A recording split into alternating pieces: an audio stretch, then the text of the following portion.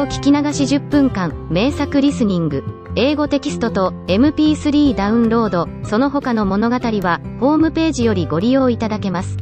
88thpp.com 88thpp.com No one knew it. He as little as any. No one knew it.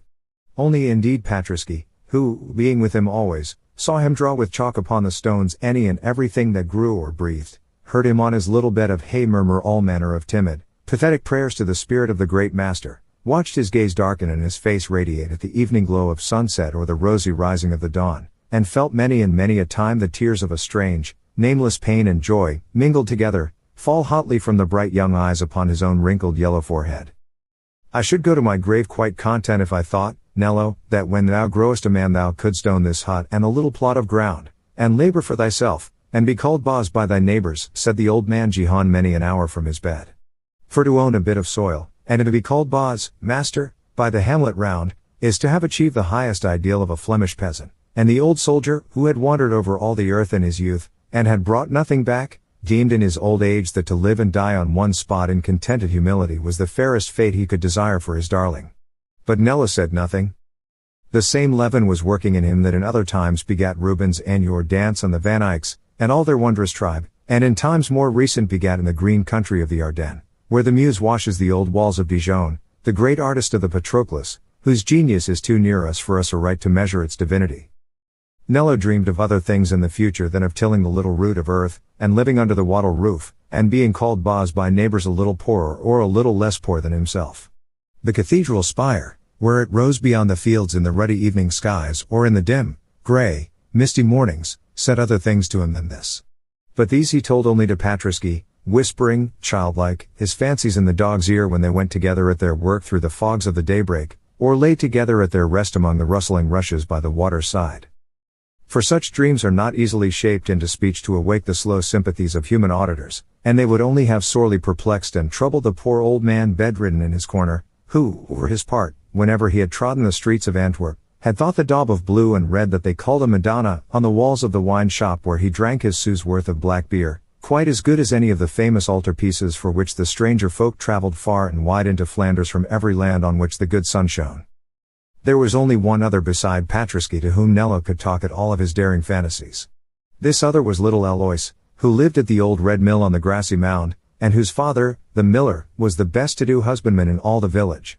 Little Alois was only a pretty baby with soft round, rosy features, made lovely by those sweet dark eyes that the Spanish rule has left in so many a Flemish face, in testimony of the Alban dominion, as Spanish art has left broad-sown throughout the country majestic palaces and stately courts, gilded house fronts and sculptured lintels, histories in blazonry and poems in stone. Little Alois was often with Nello and Patriski. They played in the fields, they ran in the snow, they gathered the daisies and bilberries, they went up to the old grey church together, and they often sat together by the broad wood fire in the mill house. Little Alois, indeed, was the richest child in the hamlet. She had neither brother nor sister, her blue serge dress had never a hole in it, at Kermesse she had as many gilded nuts and agnidae in sugar as her hands could hold, and when she went up for her first communion her flaxen curls were covered with a cap of richest Mechlin lace, which had been her mother's and her grandmother's before it came to her. Men spoke already, though she had but 12 years, of the good wife she would be for their sons to woo and win, but she herself was a little gay, simple child, in nowise conscious of her heritage, and she loved no playfellows so well as Jihan Das's grandson and his dog. One day her father, Boz Kojes, a good man, but somewhat stern, came on a pretty group in the long meadow behind the mill, where the aftermath had that day been cut. It was his little daughter sitting amidst the hay, with the great tawny head of Patriski on her lap, and many wreaths of poppies and blue cornflowers round them both, on a clean smooth slab of pine with the boy Nello drew their likeness with a stick of charcoal. The miller stood and looked at the portrait with tears in his eyes, it was so strangely like, and he loved his only child closely and well. Then he roughly chid the little girl for idling there whilst her mother needed her within, and sent her indoors crying and afraid. Then, turning, he snatched the wood from Nello's hands. "Dost do much of such folly?" he asked, but there was a tremble in his voice. Nello colored and hung his head. "I draw everything I see," he murmured. The miller was silent, then he stretched his hand out with a franc in it. "It is folly, as I say, and evil waste of time, nevertheless, it is like Alois, and will please the house mother. Take this silver bit for it and leave it for me. The color died out of the face of the young Ardennes, he lifted his head and put his hands behind his back. Keep your money and the portrait both, Bas Kojas, he said, simply. You have been often good to me. Then he called Patriski to him, and walked away across the field. I could have seen them with that Frank, he murmured to Patriski, but I could not sell her picture, not even for them. Bas Kojas went into his mill house sore troubled in his mind. That lad must not be so much with Alois, he said to his wife that night. Trouble may come of it hereafter, he is 15 now, and she is 12, and the boy is comely of face and form. And he is a good lad and a loyal, said the housewife, feasting her eyes on the piece of pine wood where it was throned above the chimney with a cuckoo clock in oak and a Calvary in wax. Yea, I do not gainsay that, said the miller, draining his pewter flagon. Then, if what you think of were ever to come to pass, said the wife, hesitatingly, would it matter so much? She will have enough for both, and one cannot be better than happy. You are a woman, and therefore a fool, said the miller harshly, striking his pipe on the table. The lad is naught but a beggar, and, with these painters' fancies, worse than a beggar. Have a care that they are not together in the future, or I will send the child to the surer keeping of the nuns of the Sacred Heart. The poor mother was terrified, and promised humbly to do his will. Not that she could bring herself altogether to separate the child from her favorite playmate, nor did the miller even desire that extreme of cruelty to a young lad who was guilty of nothing except poverty. But there were many ways in which little Alois was kept away from her chosen companion, and Nello, being a boy proud and quiet and sensitive, was quickly wounded, and ceased to turn his own steps and those of Patriski, as he had been used to do with every moment of leisure, to the old red mill upon the slope. What his offense was he did not know. He supposed he had in some manner angered Bas Kojas by taking the portrait of Alois in the meadow, and when the child who loved him would run to him and nestle her hand in his, he would smile at her very sadly and say with a tender concern for her before himself, Nay, Alois, do not anger your father. He thinks that I make you idle, dear, and he is not pleased that you should be with me. He is a good man and loves you well, we will not anger him, Alois. But it was with a sad heart that he said it, and the earth did not look so bright to him as it had used to do when he went out at sunrise under the poplars down the straight roads with Patriski. The old red mill had been a landmark to him, and he had been used to pause by it, going and coming, for a cheery greeting with its people as her little flaxen head rose above the low mill wicket, and her little rosy hands had held out a bone or a crust to Patriski. Now the dog looked wistfully at a closed door, and the boy went on without pausing, with a pang at his heart, and the child sat within with tears dropping slowly on the knitting to which she was set on her little stool by the stove, and Bas Kojas, working among his sacks and his mill gear, would harden his will and say to himself, it is best so. The lad is all but a beggar, and full of idle, dreaming fooleries. Who knows what mischief might not come of it in the future?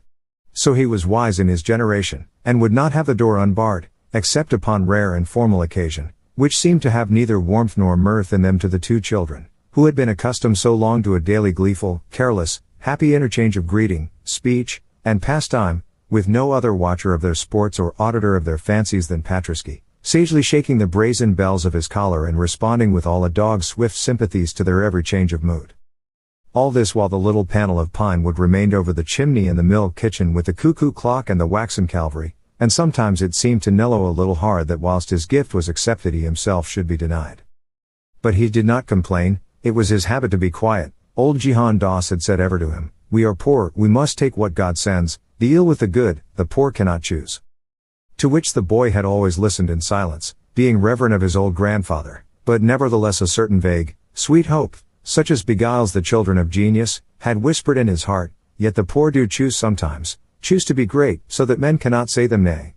And he thought so still in his innocence, and one day, when the little Alois, finding him by chance alone among the cornfields by the canal, ran to him and held him close, and sobbed piteously because the morrow would be her saint's day, and for the first time in all her life her parents had failed to bid him to the little supper and romp in the great barns with which her feast day was always celebrated, Nello had kissed her and murmured to her in firm faith, it shall be different one day, Alois.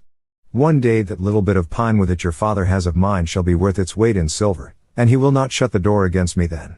Only love me always, dear little Alois, only love me always, and I will be great. And if I do not love you? The pretty child asked, pouting a little through her tears, and moved by the instinctive coquetries of her sex.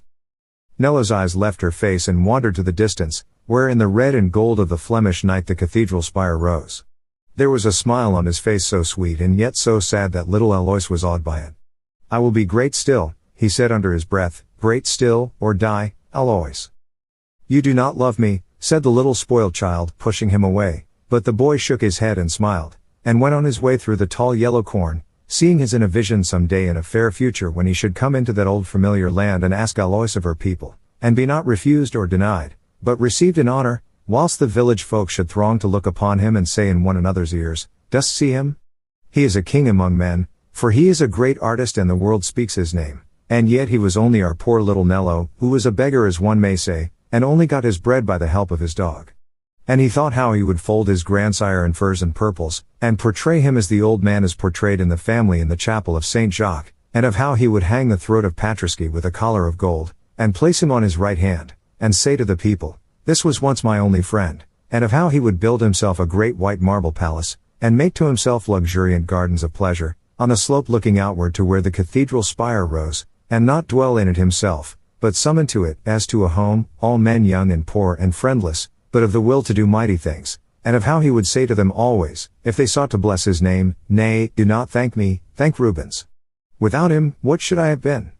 And these dreams, beautiful, impossible, innocent, free of all selfishness, full of heroical worship, were so closely about him as he went that he was happy even on this sad anniversary of Alois's Saint's Day, when he and Patriski went home by themselves to the little dark hut and the meal of black bread, whilst in the mill house all the children of the village sang and laughed, and ate the big round cakes of Dijon and the almond gingerbread of Brabant, and danced in the great barn to the light of the stars and the music of flute and fiddle.